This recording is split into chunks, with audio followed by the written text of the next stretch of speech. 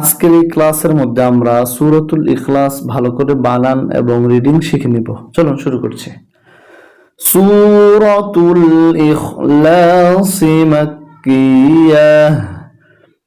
সূরাতুল ইখলাস মাক্কিয়াহ। বিসমিল্লাহির রহমানির রহিম।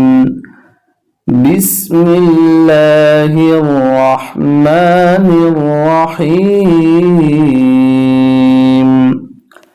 قف فيش لام جزم قل قل ها پیش هو قل هو قل هو واي جبر لام تشديد ول قل هو لام خرا جبر الف لا ها پیش هو قل هو الله হামজা জবর আহা জবর হা আহা দাল দুই পেশ দুন আহাদুন قل هو الله أحد قل هو الله أحد এবার দ্বিতীয় আয়াত হামজা জবর লামে তাসদীদ আল আল লাম খারা জবর একালিফ ল আল্লাহ হাই ফের সদে তাসদীদ হুস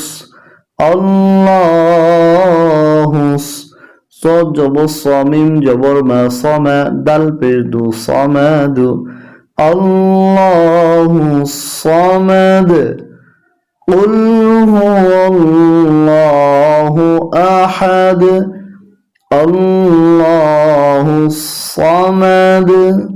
এবার তৃতীয় আয়াত লামে জবর মিমে জজম লাম ইয়া জবর ইয়া লাম ইয়া লামে জের দালে জজম লিদ লাম ইয়ালিদ লাম ইয়ালিদ ওয়াও জবর ওয়া লামে জবর মিমে জজম লাম ওয়া লাম يا فيش وجزم كلف يو ولم يو لام جبر دال جزم لد ولم يولد لم يلد ولم يولد واو جبر واو لام جبر ميم جزم لم ولم يا جبر يا ولم يا কাফে ফেস লামে তাসদীদ কুল এখানে এই কাফের ফেসে এসে এই লামকে ধরবে, এই নুন বাদ যাবে কেন?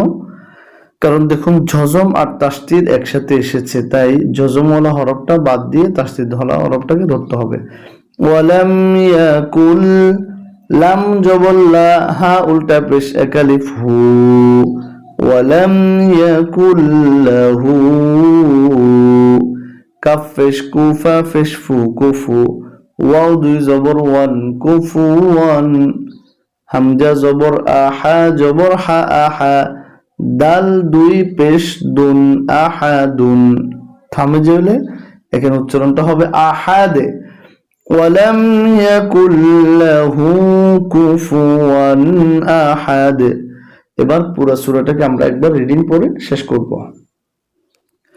সূরাতুল ইখলাস